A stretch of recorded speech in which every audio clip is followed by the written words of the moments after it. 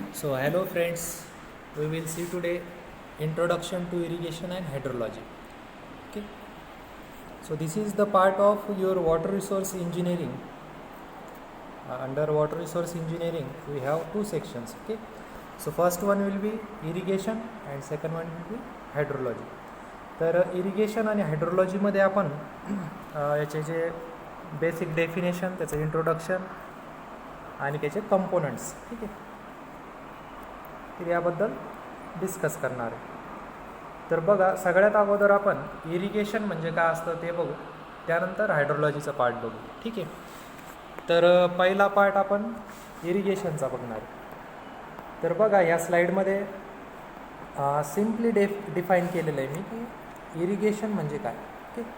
आता इरिगेशन आपण त्याला जर शुद्ध मराठीमध्ये जर म्हटलं की सिंचन प्रक्रिया, ठीक आहे, आपण जे पाणी पुरवतो पिकांना, ठीक आहे, तर पाणी पिकवण्याच्या प्रोसेसला आपण काय म्हणू शकतो, irrigation. Okay. So you can simply define irrigation as the process of supplying water to the land for its development or its growth. Okay.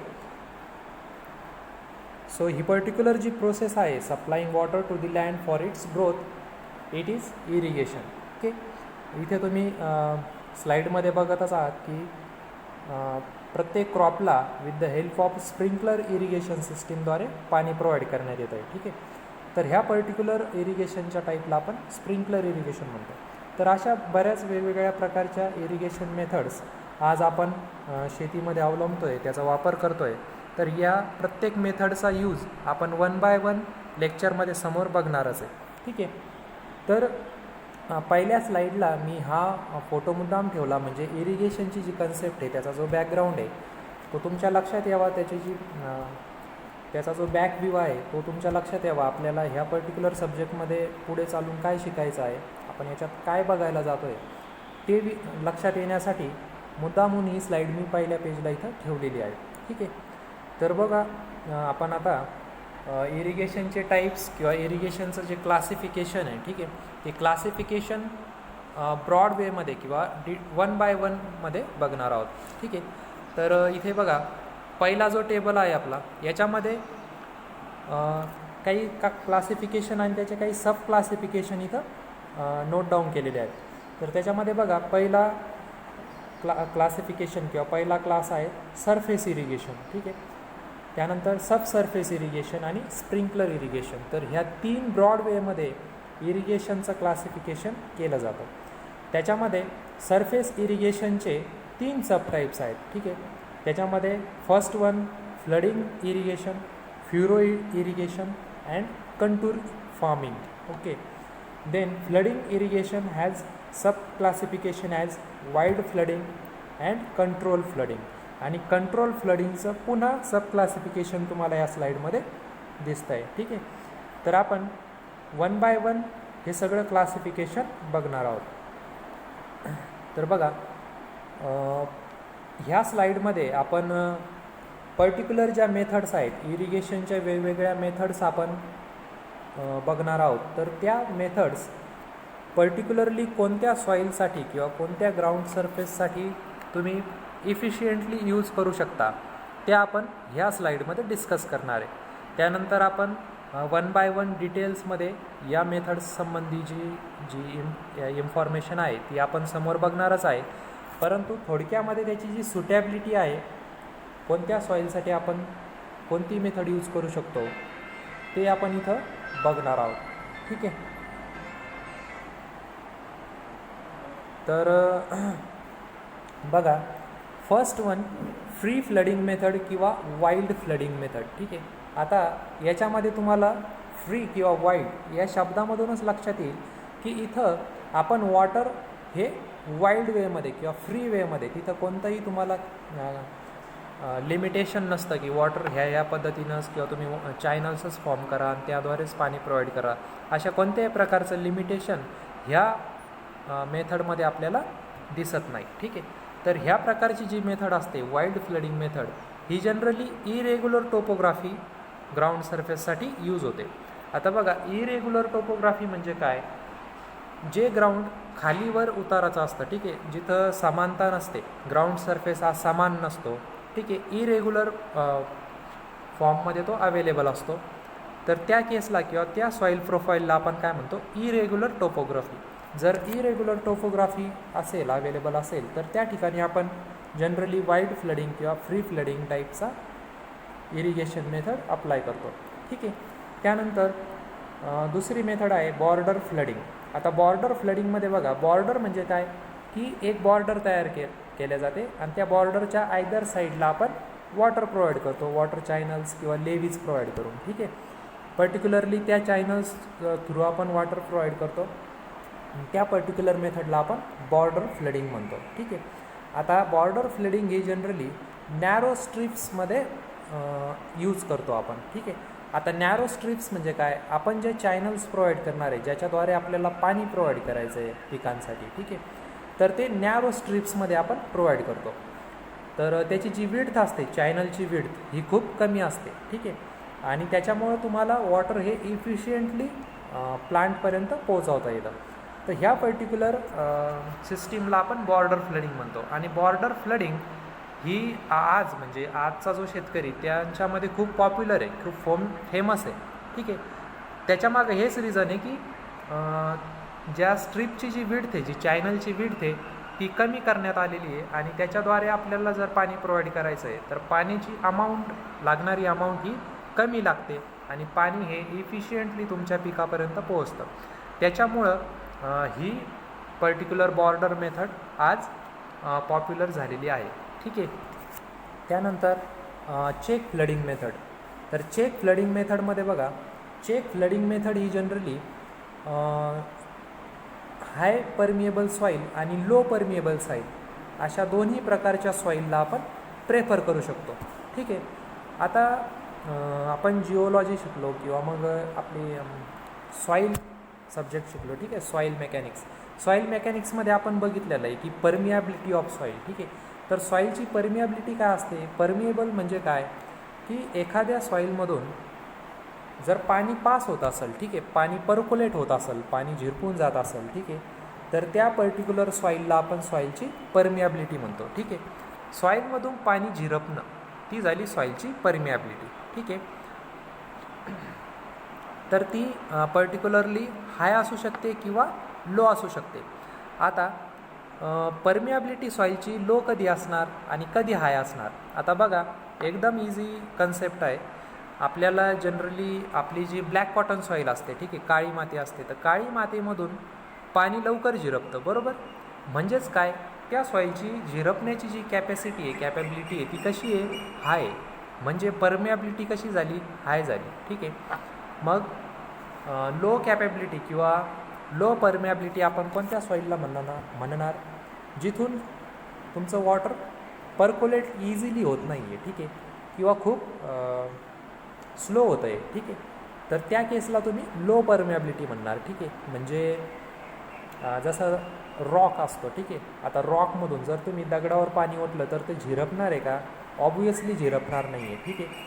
आता खडकावर जर पाणी ओतलं तर as compare to your black cotton soil, water percolates very smoothly or at very slow rate. ठीक आहे.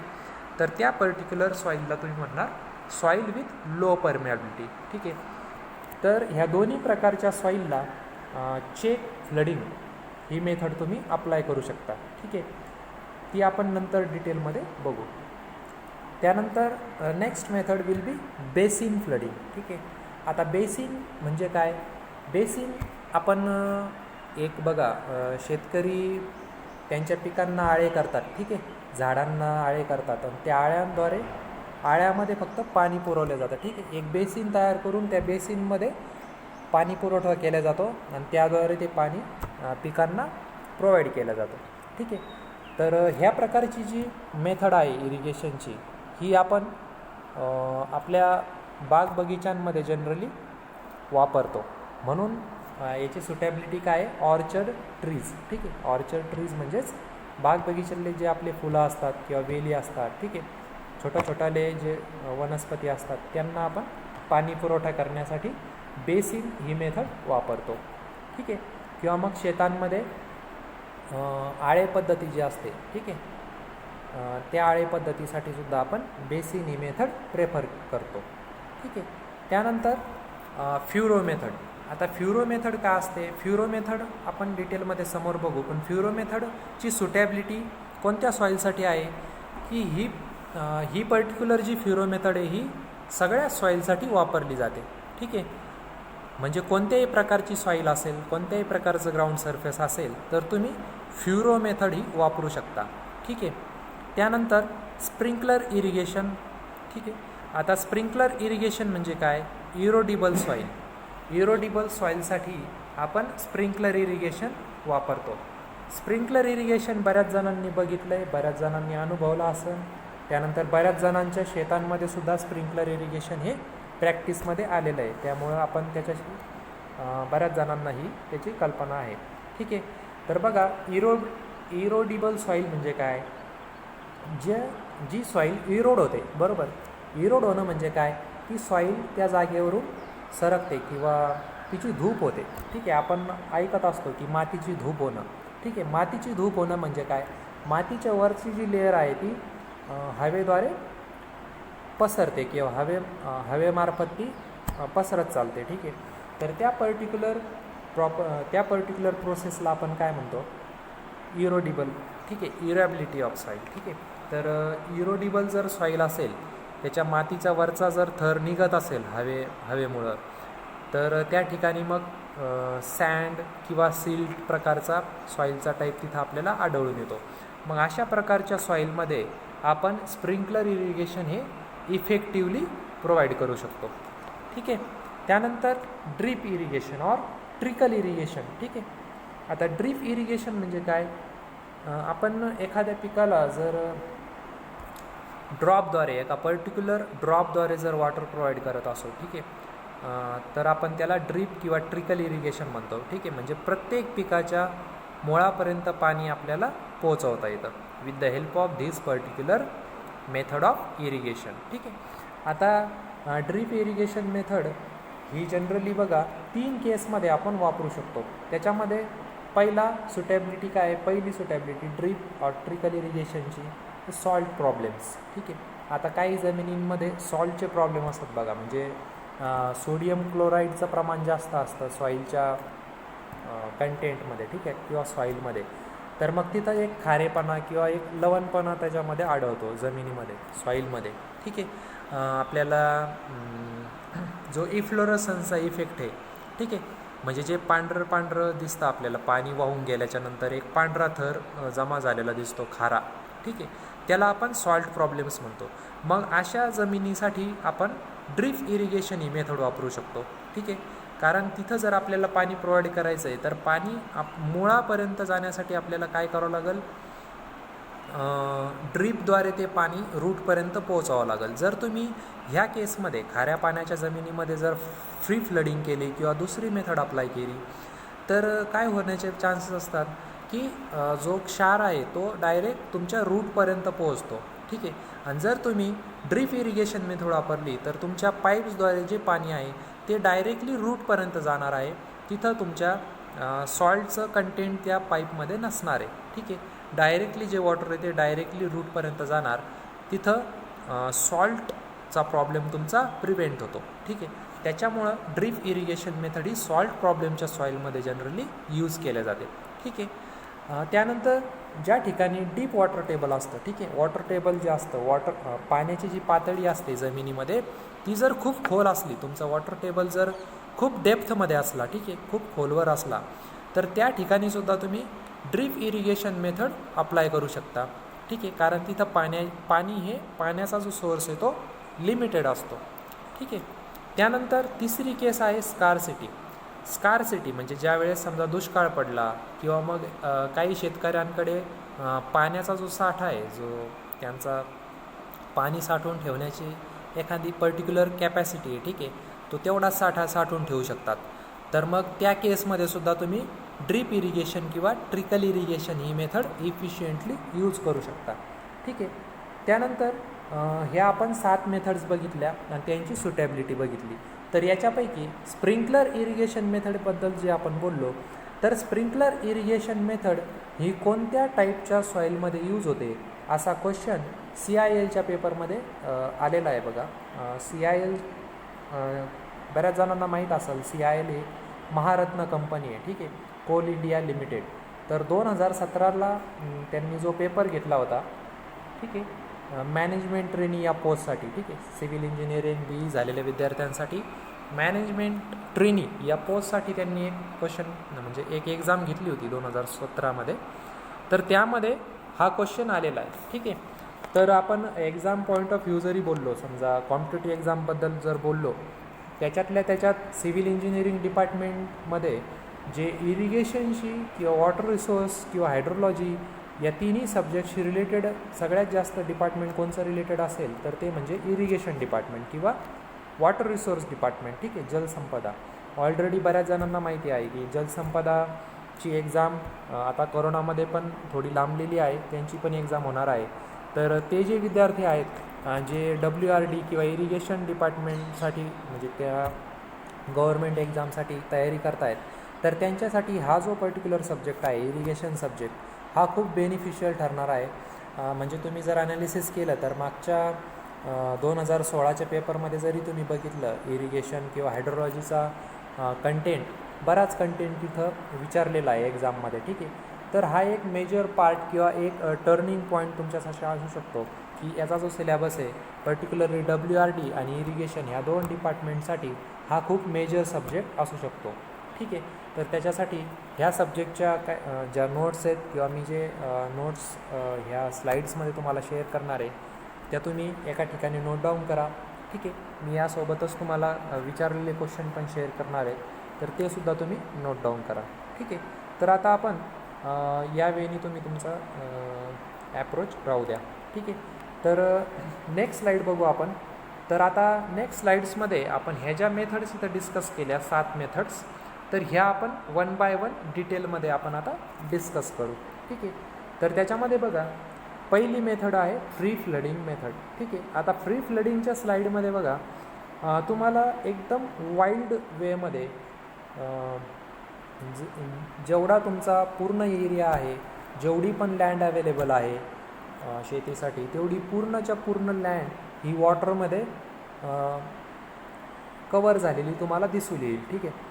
तर ह्या प्रकारच्या फ्लडिंगला किंवा ह्या प्रकारच्या इरिगेशन मेथडला आपण फ्री फ्लडिंग किंवा वाईल्ड फ्लडिंग असं नामकरण केलेलं आहे, ठीक आहे. तर याच्यामध्ये बघा जनरली काय केलं जातं की डिचेस कन्स्ट्रक्ट केले जातात. आता ह्या स्लाईडमध्ये तुम्हाला इथं डिचेस दिसत आहेत बघा, ठीक आहे. तर ह्या स्लाईडमध्ये इथं मेन सप्लाय डिच आहे, त्यानंतर सबसिडियरी डिच आहे, ठीक आहे. एक मेन सप्लाय डिच असतं, त्याच्यातून मरून सबसिडरी डिचेस प्रोव्हाइड केले जातात आणि प्रत्येक सबसिडरी डिचमधून प्रत्येक चॅनलसाठी किंवा तुम्ही जे प्रोव्हाइड करणाऱ्या चॅनल्स आहेत त्या प्रत्येक लेवीजसाठी किंवा चॅनलसाठी तुम्ही आउटलेट्स प्रोव्हाइड करणार आहेत, जेणेकरून त्या आउटलेटद्वारे तुम्ही प्रत्येक चॅनलला वॉटर हे प्रोव्हाइड करू शकता, ठीक आहे. तर याच्यामध्ये अशा प्रकारचे सबसिडरी डिचेस आणि आउटलेट्स प्रोव्हाइड करून तुम्ही वॉटर हे इझिली तुमच्या प्लांटपर्यंत पोचवू शकता, ठीक आहे. तर बघा याच्या काही कॅरेक्टरिस्टिक्स आपण आता बघू. तर त्याची सगळ्यात अगोदरची कॅरेक्टरिस्टिक आहे land preparation cost is low. आता फ्री फ्लडिंगमध्ये लँड प्रिपरेशन कॉस्ट जी आहे ती खूप कमी लागते. आता कोणत्याही प्रकारची शेती करायला जर आपण सुरुवात केली तर आपल्याला सगळ्यात अगोदर लँड प्रिपरेशन करावं लागतं, बरोबर. शेती ही अगोदर तयार करून घ्यावं लागते, ती जमीन तयार करून घ्यावं लागते आणि त्यानंतरच आपण तिथं बाकीच्या ॲक्टिव्हिटीज स्टार्ट करू शकतो. तर सगळ्यात अगोदर जी स्टेप आहे लँड प्रिपरेशन साठी लागणारी जी कॉस्ट आहे ती खूप कमी लागते ह्या मेथडसाठी. कारण का तर ऑब्वियसली कारण जसं आपण याच्यामध्ये तुम्हाला चॅनल्स प्रोव्हाइड करायचे नाही आहेत, ठीक आहे, बॉर्डर्स प्रोव्हाइड करायच्या नाही आहेत, फ्रीली वॉटर प्रोव्हाइड करायचं आहे, ठीक आहे, वाईल्ड वेमध्ये वॉटर प्रोव्हाइड करायचं आहे. त्याच्यामुळं लँड प्रिपरेशन खूप बारकाईनं करण्याची काही आवश्यकता ह्या मेथडमध्ये आपल्याला भासत नाही. त्यामुळे लँड प्रिपरेशन कॉस्ट ही ऑब्वियसली लो राहते, ओके. त्यानंतर लेबर रिक्वायरमेंट्स आर युजली हाय, ओके. आता लेबर रिक्वायरमेंट्स म्हणजे लेबर जास्त लागतं कारण याच्यामध्ये आपण वाईल्ड वेमध्ये वॉटर प्रोव्हाइड करणार आहे, ठीक आहे. त्यानंतर water application efficiency is low, बरोबर. वॉटर हे इफिशियंटली आपल्याला प्रोव्हाइड करता येत नाही, ठीक आहे. त्याच्यामुळे इफिशियन्सीसुद्धा लो राहणार आहे. त्यानंतर आपण जर याच्या सुटॅबिलिटीबद्दल जर बोललो तर ही most suitable for close growing crops, ठीक आहे. क्लोज ग्रोईंग क्रॉप्स म्हणजे काय की पॅचर्स, ठीक आहे. पॅचर्स म्हणजे काय, जो चारा किंवा कुरण ज्याला म्हणतो आपण, जो जनावरांसाठी खाण्यासाठी जो चारा शेतकरी वर्ग तयार करतो त्याला आपण पॅचर्स म्हणतो. तर पॅचरसारखं जर आपल्याला उत्पादन घ्यायचं आहे तर त्याच्यासाठी आपण फ्री फ्लडिंग मेथड ही उपयोगात आणू शकतो, ठीक आहे. त्यानंतर याच्यामध्ये स्पेसिंग वगैरे त्यांनी दिलेली आहे की लॅटरलची आणि डिचेसची स्पेसिंग जनरली 20 ते 50 मीटर तुम्ही ठेवू शकता, ठीक आहे. त्यानंतर this method may be use on rolling land, ठीक आहे. रोलिंग लँड जिथं असतं म्हणजे इरेग्युलर शेपची जी जमीन असते, ठीक आहे, तर त्या ठिकाणीसुद्धा तुम्ही फ्री फ्लडिंग वगैरे मेथड यूज करू शकता, ठीक आहे. त्यानंतर नेक्स्ट मेथड बॉर्डर फ्लडिंग, ठीक आहे. आता बघा बॉर्डर फ्लडिंगमध्ये बॉर्डर तयार केले असते. इथं बघा स्लाईडमध्ये आपल्याला क्लिअरली दिसतं आहे की एक बॉर्डर इथं एकदम सेंट्रलला प्रोव्हाइड केलेली आहे आणि त्याच्या आयदर साईडला वॉटर चॅनल प्रोव्हाइड करून तिथून तुम्ही वॉटर प्लांटपर्यंत पोचवू शकता, ठीक आहे. तर ह्या प्रकारच्या फ्लडिंगला म्हणतात बॉर्डर फ्लडिंग, ठीक आहे. बॉर्डर फ्लडिंगमध्ये लेव्हीज तयार केले जातात, बॉर्डर्स तयार केले जातात. त्याची जी डेप्थ आहे ती डेप्थ जनरली एवढी ठेवल्या जाते की अशी ठेवल्या जाते की जेणेकरून पाणी तुमचं दोन्ही साईडला वाहून नाही गेलं पाहिजे, ठीक आहे. ह्या डेप्थमध्ये तुम्ही तुमच्या बॉर्डरची किंवा लेव्हीजची हाईट मेंटेन करू शकता, ठीक आहे. आता इथं काही स्टँडर्ड डायमेन्शन्स दिलेले आहेत. जसं स्ट्रीप जे आहे तुमचं जे चॅनल आहे त्याची जी स्ट्रीप आहे त्याची विड्थ 10 ते 20 मीटर तुम्ही ठेवू शकता आणि जी लेंथ आहे ती 100 ते 400 मीटरपर्यंत पण तुम्ही ठेवू शकता, ठीक आहे. त्यानंतर in this particular method water is made to flow from the supply ditch into the each strip, okay. हे बघा तुम्ही इथं बघू शकता की ह्या स्ट्रीपमधून वॉटर हे प्रत्येक सबसिडियरी डिचला प्रोव्हाइड करू शकता with the help of outlets, ठीक आहे. त्यानंतर the water flows slowly towards the lower end and infiltrates into the soil as it advances, ठीक आहे. वॉटर हे स्लोली लोअर एंडकडं फ्लो होतं जेणेकरून तुम्हाला बाकी अडचणी तयार होत नाही, ठीक आहे.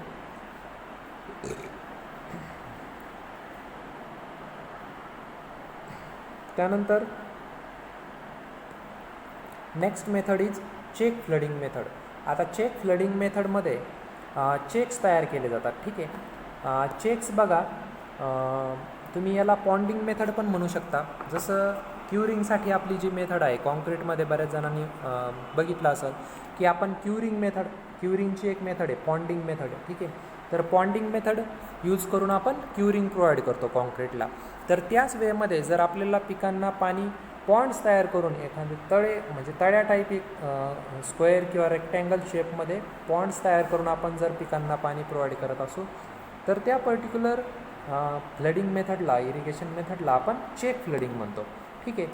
त्यामध्ये बघा check flooding is similar to ordinary flooding except that the water is controlled by surrounding the check area with low and flat levees, okay. आता चेक फ्लडिंग ही ऑर्डिनरी फ्लडिंग जशी असते आपली म्हणजे वाईल्ड फ्लडिंग जशी असते त्यावेळेमध्येच प्रोव्हाइड करतात. फक्त याच्यामध्ये एकच डिफरन्स असतो की याच्यामध्ये लेव्हीज किंवा बॉर्डर्स ज्या असतात त्या सेंट्रल लेवलला किंवा एका पर्टिक्युलर इंटरवलला प्रोव्हाइड केल्या जातात, ठीक आहे. एवढा एक डिफरन्स याच्यामध्ये असतो, ठीक आहे.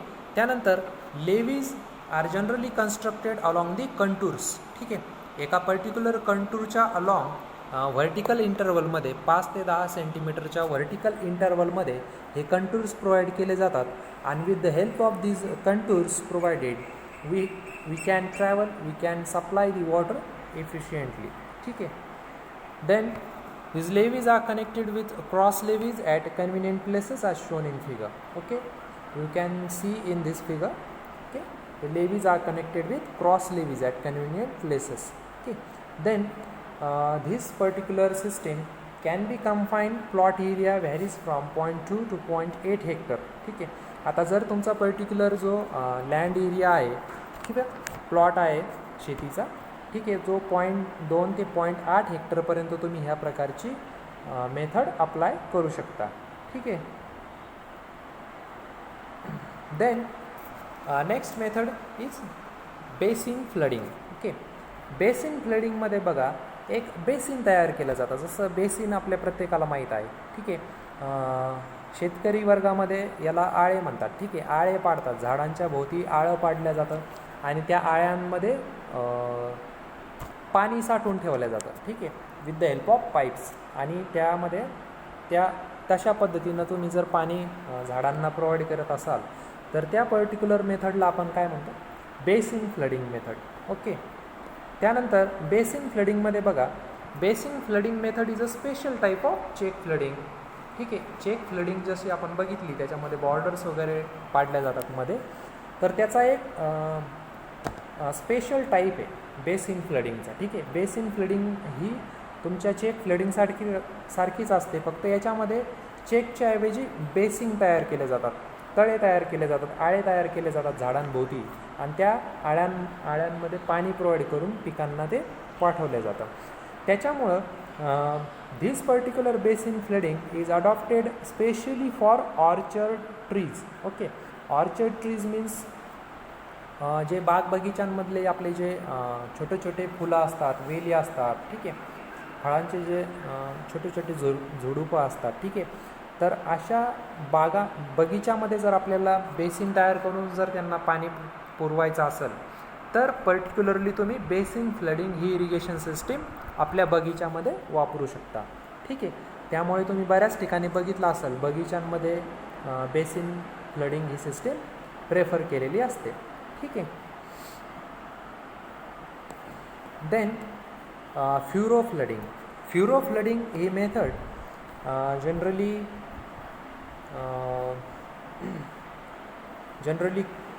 generally covers only 1/5 to 1/2. ठीक आहे. 1/5 to 1/2 of the land surface is wetted in this particular method. ठीक आहे. आता फ्री फ्लडिंगमध्ये आपण काय केलं की पूर्ण परिसरामध्ये म्हणजे तुमची जेवढी पण लँड अवेलेबल आहे शेतीखाली एवढ्या पूर्ण लँडमध्ये तुम्ही वॉटर हे प्रोव्हाइड केलं होतं. परंतु फ्युरो फ्लडिंगमध्ये काय केलं जातं, फक्त 1.5 ते 1.2 म्हणजे 1/2 to 1/5 पोर्शन फक्त भिजवला जातो, बाकीचा पोर्शन हा ड्राय ठेवला जातो. ठीक आहे. मग याच्यामध्ये ज्या स्ट्रिप्स तयार होतात, जो लँड सरफेस एक वॉटर चॅनलची लँड सरफेस असते आणि एक सरफेस ही ड्राय असते, तर ह्या फॉर्मॅटमध्ये जर आपण इरिगेशन अप्लाय केलं तर त्याला आपण फ्युरो इरिगेशन असं म्हणतो. ठीक आहे. याच्यामध्ये याचा फायदा काय आहे की it results in less evaporation. Okay. याच्यामुळं काय होतं की इव्हॅपोरेशन कमी होतं. म्हणजे तुम्ही जेवढा ड्राय सरफेसमध्ये ठेवताय, ठीक आहे, तर त्या ड्राय सरफेसमध्ये ऑब्व्हियसली वॉटर तर नसणारच आहे, फक्त तुमच्या चॅनल्समध्ये वॉटर अवेलेबल असणार आहे. मग जेवढ्या चॅनलमध्ये तुम्ही वॉटर अवेलेबल केलेलं आहे तेवढ्या चॅनलमधून इव्हॅपोरेशन होणार. ठीक आहे. मग जेणेकरून तुम्हाला कमी वॉटर लागेल, बरोबर ना. मग कमी इव्हॅपोरेशन झालं तर कमी वॉटर लागेल आणि इफिशियंटली तुम्ही त्या पिकांना वॉटर हे प्रोव्हाइड करू शकता. ठीक आहे. त्यानंतर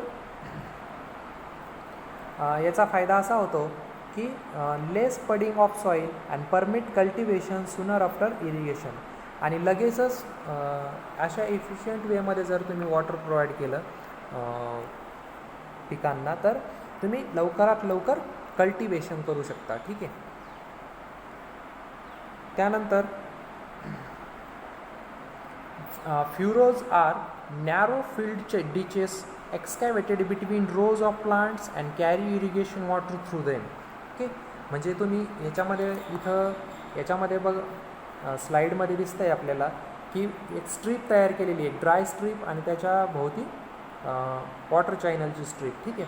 तर ह्या वॉटर चॅनलच्या स्ट्रीपमध्ये along the complete strip you can root your crops. Okay.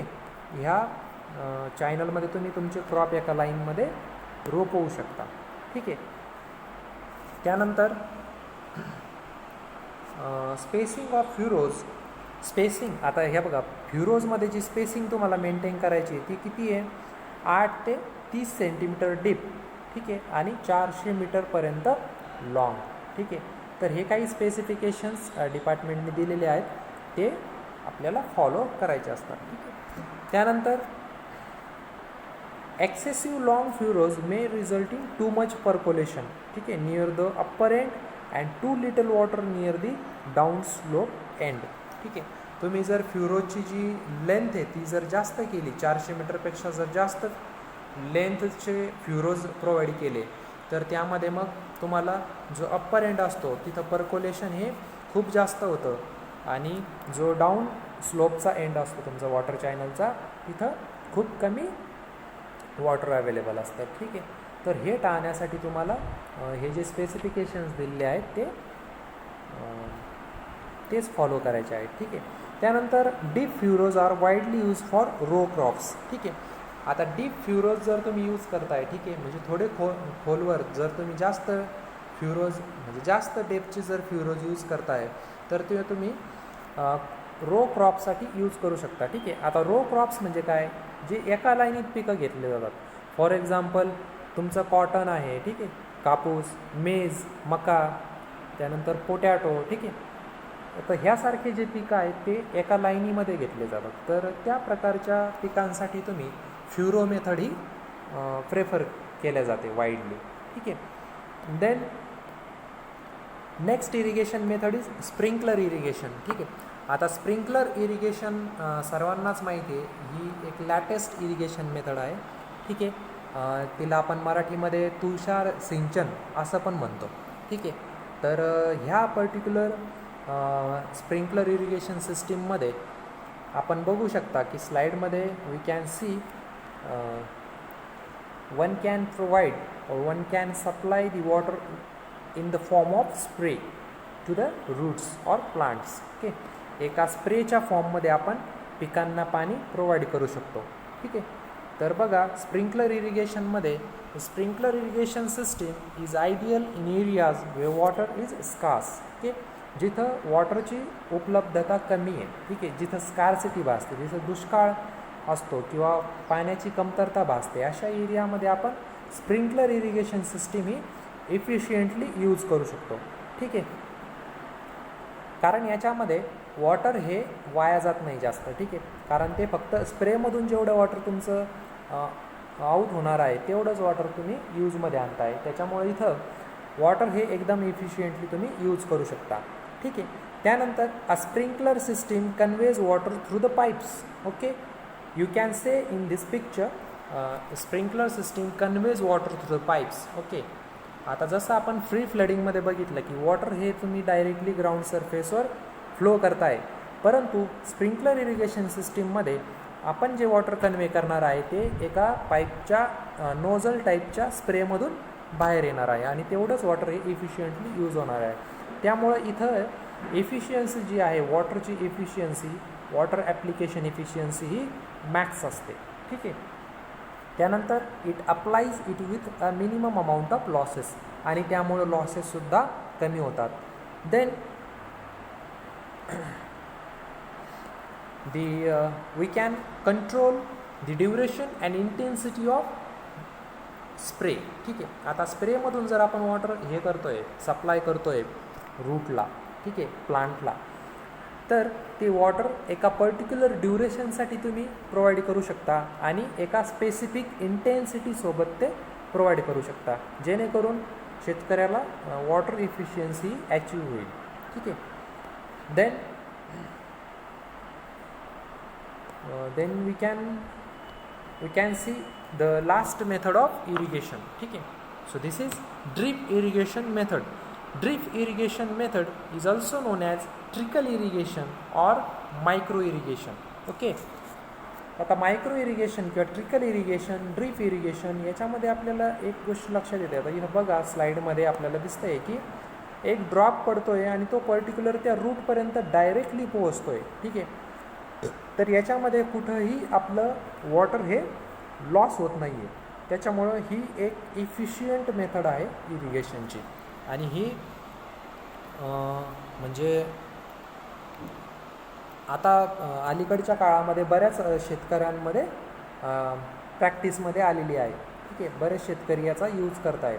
ठीक आहे, तर ही irrigation method saves water and fertiliser by allowing water to drip slowly to the roots of plants either on to the soft soil surface or directly on to the root zone. Okay, एकतर पाणी तुम्ही directly त्या रूटच्या मुळापर्यंत पोहोचवू शकता, जेणेकरून तुमचा water loss हा खूप कमी राहील.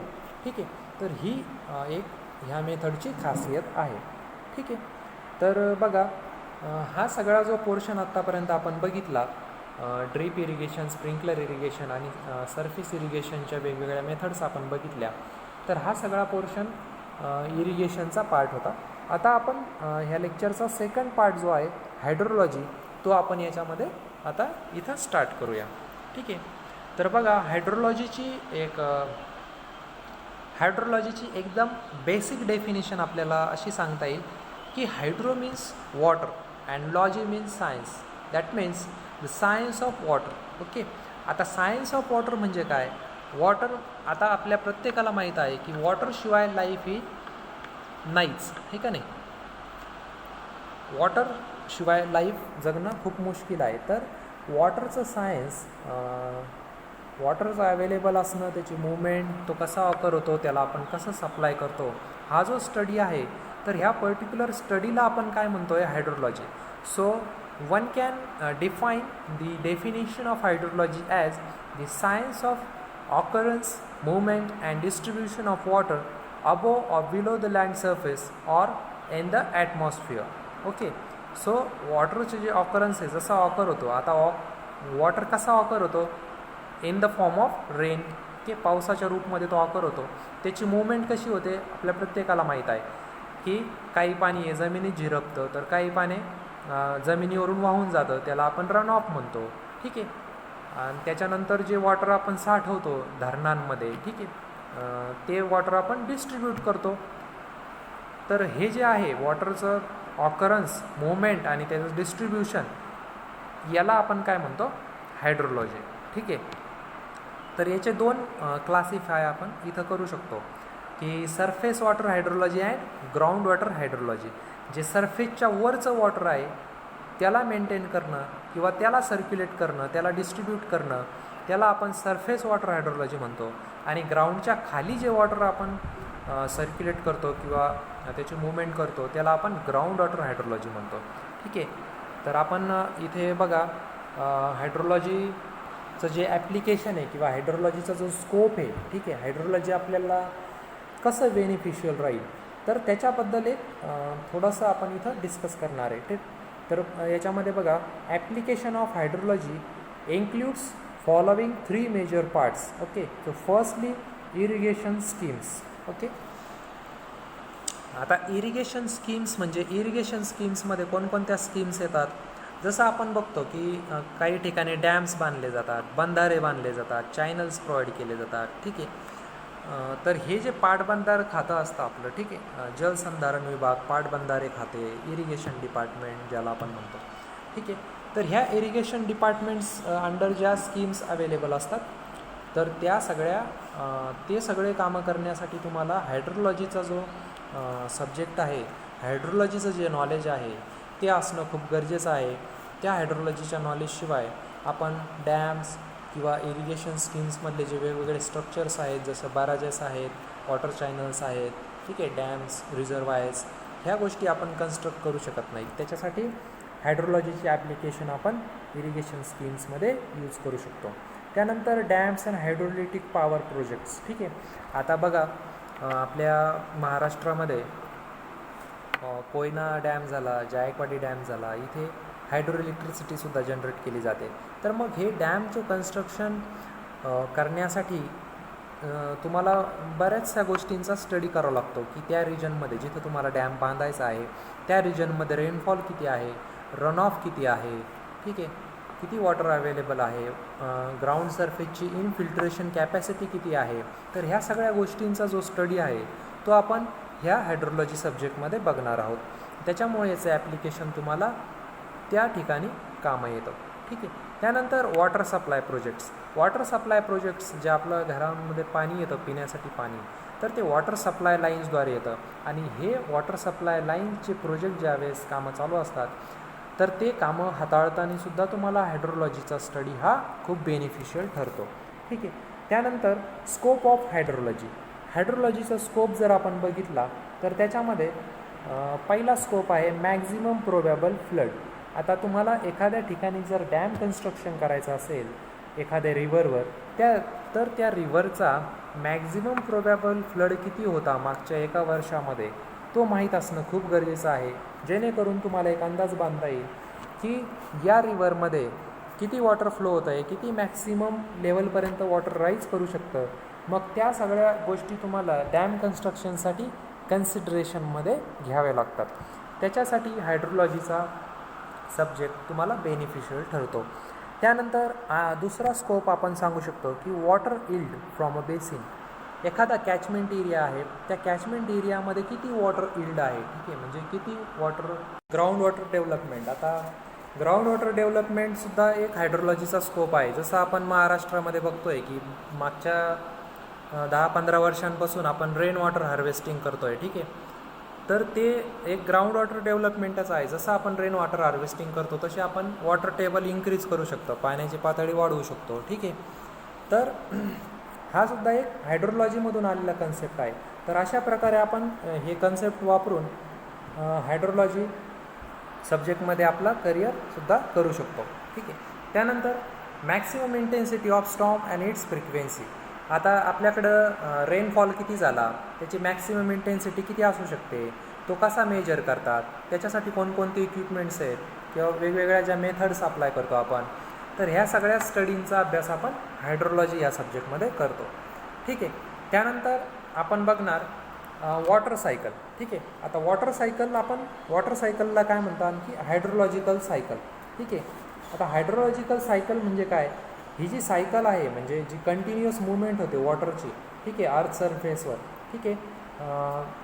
तर ह्या पर्टिक्युलर ह्या सायकलला आपण हायड्रोलॉजिकल सायकल म्हणतो. ठीक आहे. तर त्याची डेफिनेशन जर आपण बघितली तर डेफिनेशनमध्ये बघा, the circulation of earth's water in which water evaporates from the sea into the atmosphere. ठीक आहे. जे वॉटर तुमचं अर्थ सरफेसवर आहे ते वॉटर इव्हॅपोरेट होतं अगोदर समुद्रामधून, त्यानंतर ते समुद्रामधून इव्हॅपोरेट होतं, त्यानंतर ते वॉटर क्लाउड्सच्या फॉर्ममध्ये कंडेन्स होतं. आणि ज्यावेळेस क्लाउड्स फॉर्म होतात आणि ते हेवी होत चालतात त्यावेळेस तो जो क्लाउड आहे तो रेनच्या फॉर्ममध्ये खाली ड्रॉप डाऊन होतो. तर अशा प्रकारे ही जी सायकल तयार झालेली आहे ह्या सायकलला तुम्ही काय म्हणता, वॉटर सायकल किंवा हायड्रोलॉजिकल सायकल. ठीक आहे. हे बघा इथं स्लाईडमध्ये तुम्ही बघू शकता की ज्यावेळेस समुद्राचं पाणी हे वाफेच्या फॉर्ममध्ये लिक्विड फॉर्ममधून गॅस फॉर्ममध्ये जातं आणि ते इव्हॅपोरेट होतं. त्यानंतर प्लांटच्या थ्रूसुद्धा काही वॉटर हे इव्हॅपोरेट होतं, त्याला आपण इव्हॅपो ट्रान्सपायरेशन म्हणतो. तर ह्या इव्हॅपोरेशन आणि इव्हॅपो ट्रान्सपायरेशन दोन्ही प्रोसेसमधून क्लाउडच्या फॉर्ममध्ये हे वॉटर कंडेन्स होतं आणि ते रेनच्या फॉर्ममध्ये जमिनीवर येतं. तर त्याच्यामध्ये काही वॉटर हे इनफिल्ट्रेट होतं आणि काही वॉटर हे रन ऑफच्या फॉर्ममध्ये वाहून जातं आणि पुन्हा समुद्राला जाऊन मिळतं आणि ते पुन्हा बाष्पीभवन होऊन क्लाउडच्या फॉर्ममध्ये जमा होतं आणि पुन्हा जमिनीवर येतं. तर ह्या पर्टिक्युलर सायकलला आपण हायड्रोलॉजिकल सायकल असं नाव दिलेलं आहे. ठीक आहे. तर ह्या हायड्रोलॉजिकल सायकलचे काही कंपोनंट्स आहेत. ठीक आहे. तर त्याच्यामध्ये पहिला कंपोनंट आहे प्रेसिपिटेशन. आता प्रेसिपिटेशनचे वेगवेगळे फॉर्म्स आपण नेक्स्ट स्लाईडमध्ये बघणार आहोत. ठीक आहे. त्यानंतर नेक्स्ट कंपोनंट आहे इव्हॅपोरेशन. ठीक आहे. तर इव्हॅपोरेशनमध्ये बघा ही एक प्रोसेस आहे. इव्हॅपोरेशन म्हणजे काय, evaporation is nothing but your vaporisation. ठीक आहे. जी पाण्याचं किंवा लिक्विडचं गॅसमध्ये जे रूपांतर होतं त्याला आपण इव्हॅपोरेशन म्हणू शकतो. ठीक आहे. त्यानंतर ट्रान्सपायरेशन म्हणजे काय, आता प्लांट्सद्वारे किंवा प्लांटचे जे रूट्स असतात. ठीक आहे. त्या रूट्समधून जे वॉटर ॲटमॉस्फिअरमध्ये बाहेर पडतं तर त्याला आपण ट्रान्सपायरेशन असं म्हणू शकतो. ठीक आहे. प्लांटच्या रूट्समधून जे इव्हॅपोरेशन होतं वॉटरचं. ठीक. त्यानंतर evapotranspiration. Evapotranspiration is the combine process by which water is transferred to the atmosphere from open water surface and vegetation. आता आपल्या वनस्पतींमधून आणि वॉटर सरफेसेसमधून जे वॉटर इव्हॅपोरेट होतं आणि ॲटमॉस्फिअरमध्ये जाऊन मिळतं, तर त्या पर्टिक्युलर प्रोसेसला आपण इव्हॅपोट्रान्सपायरेशन असं नाव दिलेलं आहे. त्यानंतर इनफिल्ट्रेशन हा सुद्धा एक महत्त्वाचा कंपोनंट आहे हायड्रोलॉजिकल सायकलचा. ठीक आहे. तर बघा त्याच्यामध्ये इनफिल्ट्रेशन म्हणजे काय, वॉटर अप्पर लेअरमध्ये ज्या वेळेस जातं ग्राउंड सरफेसवरून ग्राउंड सरफेसच्या अप्पर लेअरमध्ये जेव्हा इनफिल्ट्रेट होतं, ठीक आहे, त्याला म्हणतो आपण इनफिल्ट्रेशन. ठीक आहे. आणि ज्या वेळेस हे वॉटर सबसर्फेसमधून वॉटर टेबलकडे पर्क्युलेट होतं, तर त्याला आपण म्हणतो पर्कोलेशन. ठीक आहे. त्यानंतर रन ऑफ. ठीक आहे.